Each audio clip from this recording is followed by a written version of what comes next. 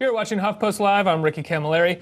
Since August, the video game industry has been embroiled in an internal debate and scandal that is currently boiling over into the mainstream. If you're on one side of the scandal, hashtag Gamergate is a grassroots movement attempting to promote and push for ethical journalism in the gaming industry. If you're on the other side of the controversy, hashtag Gamergate's push for journalistic standards is a thin veil, masking a male-dominated industry's misogynist tendencies and childish temper tantrums, leading to threats and harassment of female gamers. Either way, on both sides, people have been threatened and apparently lost their jobs for voicing their opinion.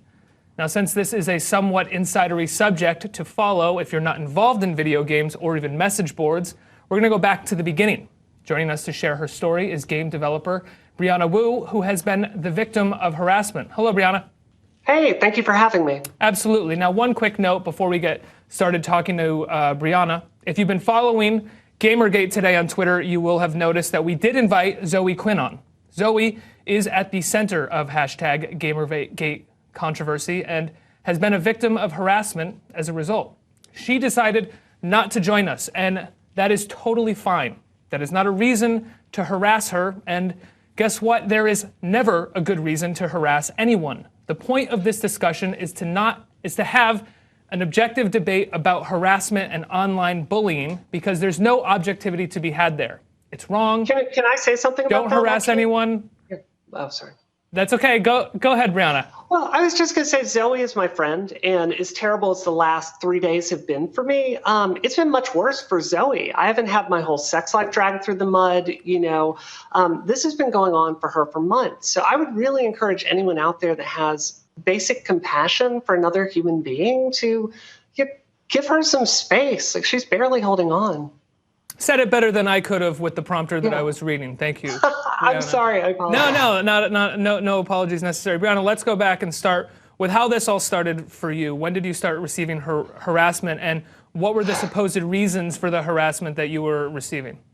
Isn't it funny how when these things blow up, it's over something that's so incredibly minor and ridiculous that when you look back at it, it's almost kind of funny. I have a show on 5x5, which is one of the most popular tech podcasts networks in the entire world. My show is called Isometric. I had a fan that made a few Gamergate tweets, a few Gamergate memes based on my tweets, and sent them to me. And I thought it was funny. I laughed. I tweeted them. And then 8chan, which is the site I and many other people in the video game industry consider a hate site, they didn't like being made fun of in a very gentle manner, I might say. So they then spent all day Thursday attacking me, making memes to make fun of me, to threaten me, to belittle me, and to basically belittle women that are the targets and the victims of Gamergate. From there, I took a Twitter break because I was genuinely fearful for my safety. So I walked away. I spent about 24 hours off Twitter. I talked to friends, and I'm like, you know what? These bullies are not going to bully me out of the video game industry. I am going to stand strong for women here. And, I said that in no uncertain terms on my Twitter. And a friend of mine was watching 8chan, and they told me that 8chan was currently blowing up discussing me. So they started investigating my life. They started investigating my husband's life. They started digging up my company, looking for dirt. And I'm sitting there watching this chat room, 8chan's message board spin out of control, going after me and my husband. Mm-hmm. So, this is Friday night. And, 8chan is not, it's a hate group. So imagine how you would feel if you saw a hate group kind of starting to investigate your life. I mean, Brianna, I'm sorry to interrupt you. Let's backtrack just for a minute. Of course. We are going to have Frederick Brennan, who is an administrator at 8chan, on in just a little bit. But I want to go back to what exactly 8chan is to you. You keep referring to it as a hate group. As yes. I know it, it was something that was started after certain people were barred from 4chan, an old school message board site that is used pretty regularly. I am not a user of these, so I'm my lingo is off, if you'll excuse me. But why is it referred to as a hate group? Is it all hate that is being posted on 8chan? Do you, in your opinion, think it was made solely to be able to express hate after these people were thrown off of 4chan? So, 4chan is well known in the media. I think it's safe to say that 4chan does not have a sterling reputation to begin with. 4chan had kind of stoked the flames of Gamergate for months and months and months and months, to the point where, as I understand it, because I also don't visit these sites because I'm a respectable person, 4chan basically banned the subject of Gamergate. I don't know if it was because they were worried they were starting to open themselves up to civil liability. I think they could tell that people's lives were starting to be threatened. So basically, 8chan or Infinite Chan came along and gave these people a home to voice, these opinions that were too extreme for 4chan. Like, think about that. These opinions were too much out there for 4chan. Like, the other thing I'm aware that 4chan bans is child pornography. So that's 8chan for you. But don't take my word for it. Go to the site, look at what they say about me, about women. Look at the people that are using the site. I mean, make up your own mind about it. Don't take my word for it. Absolutely. I want to bring in our other two guests right now. It's Frederick Brennan, who is an administrator at 8chan, as well as Erik Kain, a contributor with Forbes. Erik, I want to start with you. Frederick, obviously, we're going to give you a chance to defend yourself after hearing that, and we're going to open this up for a conversation between the three of you here. I'm hoping that we can keep it pretty civil. Everybody has agreed to that. Based off of my Twitter feed this morning and early this afternoon, it doesn't seem like it's going to be that civil, but I'm hoping that you guys can handle yourselves pretty well. Erik, I want to go back to August. I want to hear exactly how this started, because we've mentioned Zoe Quinn, we've talked a little bit about Brianna, we've talked a little bit about 8chan, but we've sort of talked about it in this roundabout way without giving the exact facts. Can you give me a brief rundown as to how Gamergate began and how we got to where we are today? Honestly, I think that this is a pretty complicated issue, and it goes back a lot further than August.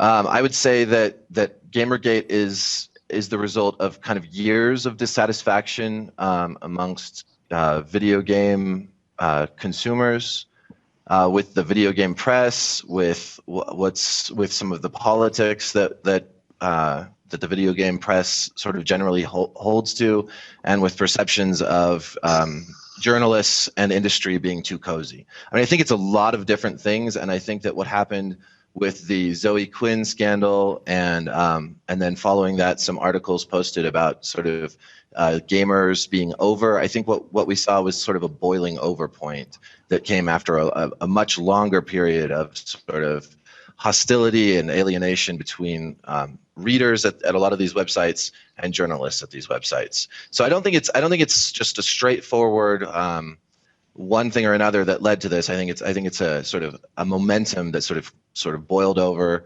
and I think that certainly what happened with Zoe Quinn was part of that. I think what happened when Leigh Alexander and a number of other writers wrote "Gamers Are Over" pieces was part of that. And I think that because of the nature of sort of Gamergate as a Twitter hashtag, what we're looking at is not necessarily a group or a movement even, but a sort of wildfire sentiment that's been just waiting to happen for years. But Erik, would you agree that wildfire sentiment also has to do with misogyny and sexism a lot at times? I think there's misogynists and sexists in just about every industry, and I think that they're unfairly pointed at in video games. Okay. So I'm not really sure. I mean, I think that obviously, yes, there are misogynists in video games, and there are going to be misogynists, especially in places where anonymity is sort of sacrosanct. But I think that what you see here is you see it everywhere. You see it in sports. You see it in every other industry as well. So while there is some of that, I think it's really hard to say that is what defines what's going on. Now I want to bring Frederick in here because 8chan allows anonymity, and that's where a lot of people are saying the death threats and the hate is coming from. Even just by having Frederick on today, I received tweets that said, "With all due respect, by signal boosting a group sending women death threats, you're already putting them in a compromising place." I also received, "This is gross, dude. You don't give a hate group a platform to spread hate. There isn't a truth to offer." I received, "Hi, I'm Ricky Cam. Today we have a young black man who was beaten by KKK members, and to be fair to both sides, we also have the KKK members." So Frederick, you and 8chan are being referred to or likened to the KKK in terms of being a hate group. How do you answer to that? First, I think it's pretty funny that you keep calling it hate Chan. No. and I actually- said 8chan. I didn't say hate Chan. It's all right. Anyway, I would like to counter a couple things that Miss Wu said. First of all, 8chan was not founded for Gamergate. 8chan was founded in October of 2013. It was basically an idea I had as an alternative to 4chan. Someone made a Gamergate board on 8chan, but it was not founded for the purpose of Gamergate, and it will be around long after Gamergate is over. Another thing that I really wanted to say is that you cannot go after 8chan for causing any kind of harassment any more than you can go after Twitter for causing any kind of harassment. I don't see anyone blaming the CEO of Twitter. You need to blame the individual users who are posting. Nobody blames AT&T when people place a threatening phone call. No one blames Google when people place a threatening email. You need to be blaming the individual users. 8chan is well within the confines of the law. And as far as any threats go, the ones that were reported to me, I did not see any posted on 8chan. The only ones that were posted were on Twitter, and we have no proof that they're even the same user. I would You say to have Miss to let me Wu, respond to this. This is ridiculous. You've got to Brianna, I want to let you respond in just a second. Just let Eric finish. He's almost done. And Brianna, I'm going to come right to you. Thank you. all right, I would also say to Miss Wu that if she was really so scared, she would have went to the police instead of tweeting. That's all. Okay, let's go right to Brianna. Go ahead, Brianna. Let's go through this one more time. I need to tell you, before I was a software developer, I was a journalist. And one of the most important classes I took in college for journalism was communication law. And I think Frederick is delightfully oblivious to both the legal environment that he's exposing himself to. He chooses. He made a choice. In fact, he tweeted and bragged about this, about making a choice to not keep IP records because there's no law that requires him to keep IP records of people that use his site. So he has made a choice that makes it impossible or very difficult for the police to hunt down these people. So let's not pretend like he's an innocent bystander here. In fact, he's opening himself up to massive civil liability because I can't go after the people that are saying these things to me on his site, or at least it's very difficult. He makes it very difficult to do so. So he's not understanding that he opens himself up to a massive amount of civil liability for defamation and these other things. Huffington Post can't run. If Huffington Post ran on the front page an article about the things that 4chan is saying about me, claims, not opinion, claims that they're making, you guys would be opening yourselves up to a huge lawsuit. And as it is right now, all of that liability is now on Frederick's shoulders. And, I encourage anyone out there that is targeted by these people to, these laws that protect people's reputations, they exist for a reason. These liability laws exist for a reason. I also want to say, there's been a lot of his users that are attacking me, attacking the victim of a crime. And I think it's absolutely disgusting. I had the police at my house, and believe it or not, I was sitting there talking to the police, and they finished, and then I'm sitting there crying after the policeman is sitting there looking at the death threat sent to me and shaking his head. And as I was getting ready to leave the house, I tweeted them out. And I was frustrated, and there's no perfect way to be a victim. But I personally do not appreciate them turning this around on me. The actions of his site have driven me from my home. And I have to say one more thing here. A bald-faced lie that 8chan users, and Frederick just repeated on your show, a bald-faced complete lie, is that his users had nothing to do with this. I want to repeat this timeline one more time because I want to be very clear. Thursday, 8chan went after me all day long to the point I was scared. I told my Twitter followers I was scared, and I went away for 24 hours. I talked to friends. I got the guts to say I'm going to stay in the video game industry. I'm not going to be bullied by these people. And 8chan users went after me like a mob of crazy, insane people. And you can go to that board and you can watch what they were saying about me. Then, after that, there was this post that came down and someone says, whoops, did I do that? And they posted my phone number and my address. and all this stuff. And within moments, I received that horrible, horrible list of death threats that you probably cannot even show on your show. Mm-hmm. So it is a bald-faced lie that they are not responsible for this.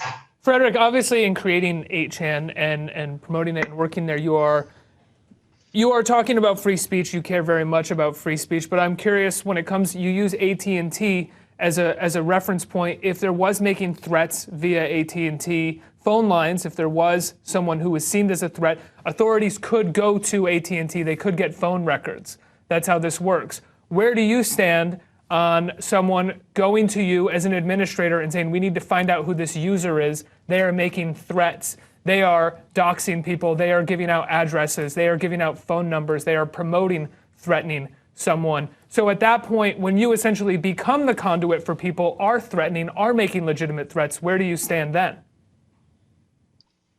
All right. Well, so far as I know, I would also like to go back and point out something that Ms. Wu said. Well, just answer that question that I just asked you, though. All right, fine. Where I stand on the record issue, we have no data retention requirement under the law. Therefore, we don't retain any data. We could change the system so that it retains data. Unfortunately, we were just not able to. 8chan is open source software. You can go on my GitHub account. That's Control-C, Control-V/8chan. You can look at the source and verify for yourself. As soon as a post is deleted, it calls an immediate deletion to the SQL server and then removes any related media file. Mm-hmm. We could change it. It's just the system is not so designed right now. And because we have no legal requirement to design it that way, it's not a top priority. Okay. So now what did you want to go back and respond to? As far as her saying that we are required to moderate every single post on the site, that is complete nonsense. She should look at the Communications Decency Act, Section 320, which protects the right of website owners and the users on the site. So I don't have the exact snippet in front of me right now, but basically it says that website administrators are not responsible for the content that their users post. That's why things like Facebook, Gmail, everything we enjoy on the internet today can exist. Mm-hmm. That is an insane statement. Look at the history of Google and YouTube. Before Google was going to open themselves up and allow people, YouTube rather, before it was owned by Google, was going to allow users to post videos to it. If you look at the legal history of that, they had to spend an immense amount of time figuring out the jurisprudence for the Digital Millennial Copyright Act, because they knew they were opening themselves up to liability. And I think your understanding of the law here is laughable. And I would personally, with nothing to do with 8chan, I would strongly suggest you find a lawyer and find out what you're opening yourself up to. Because Brianna, you may have the principle that you're not held to these standards, but the law is different. Brianna, I want to open this conversation up really fast, and I want to ask you a question. It's a bit of a devil's advocate question, which is that, if you weren't, and you shouldn't have to take yourself out of this situation, but if you weren't being harassed in the way that you are, I'm curious if you would have the opinion that there is a journalistic ethics problem in the gaming industry. If so much of it didn't already have to do with sexism right now, if so much of it didn't have to do with threats and harassment, if in any way you think there is a journalistic ethics problem in the gaming industry, or this is just a thin veil to be able to harass, manipulate, and intimidate women. I want to be very clear here. Myself and my co-host on Isometric, which is a tech podcast, Maddie Myers, we have been talking about the issues that Gamergate is ostensibly about for years. And the pretext of Gamergate that's about ethics is something I agree with. Of course, I agree that game journalists should have a code of conduct and adhere to it. That's actually why almost all sites out there have that already. But, when I write some code, it doesn't matter what I hope the code will be. I evaluate the code by what the outcome is. When I run it through my compiler and I see what the result is. The result of Gamergate is 8chan users are systematically targeting and destroying the personal reputations of women in the industry. Please let me give you a list of them. My friend Samantha Allen was bullied out of the game industry by these people. Jen Frank was bullied out of the industry by these people. Maddie Bryce was bullied out of the industry by these people. Anita Sarkeesian has been targeted by these people. Lee Alexander has been targeted by these people, and I'm next. It's one after the other. And I think you have to look at the reality of the situation and own up to it. Erik, looking at the reality of the situation and owning up to it, is it possible to even discuss journalistic ethics in gaming right now? Because it seems that there are some people who want to have that conversation, but they are being drowned out by those who are more engaged in threatening and disbelieving people like Zoe Quinn and people like Brianna, threatening them and calling them liars. I mean, it happened today. I watched it happen on Twitter today. For whatever reason, right away, they wanted to call Zoe Quinn a liar because she wasn't going to be joining this segment. It was completely ridiculous, and it was obviously harassment. But then once they did that, they then said, you don't want to have the real debate about ethics in journalism. So I don't think people really know where to fall here. How can we clear up this conversation so something that is a bit more moderate can take place? That's the $64,000 question, honestly. I think that there's just, at this point, it's almost discouraging. There's so much animosity in every direction that having a reasonable conversation is a huge obstacle. There is a lot of anger. You see it on Twitter. Twitter is one of the worst places to have a conversation at all. 140 characters or less inevitably turns into a lot of blame and shouting. And I still sort of hold out hope that through all of this we can find common ground. Maybe because I'm naive, or maybe because I'm an optimist.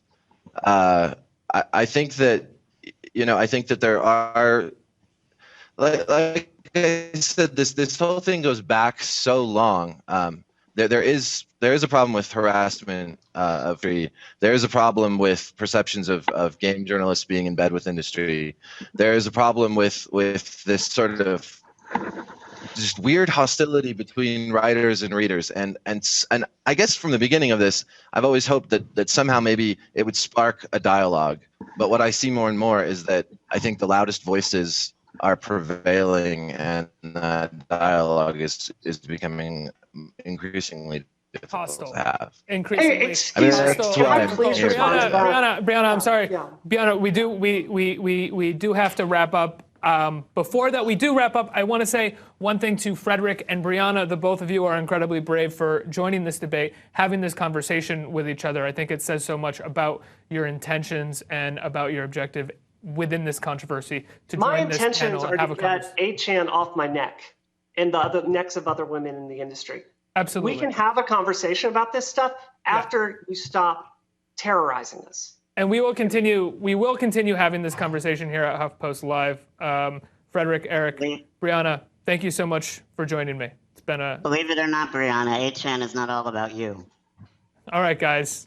Let's I don't want to leave it there. Frederick. It was kind of unnecessary to do that. Brianna, I apologize for those last comments. Well, Keep watching HuffPost Live. We got a lot more coming up next. Gaming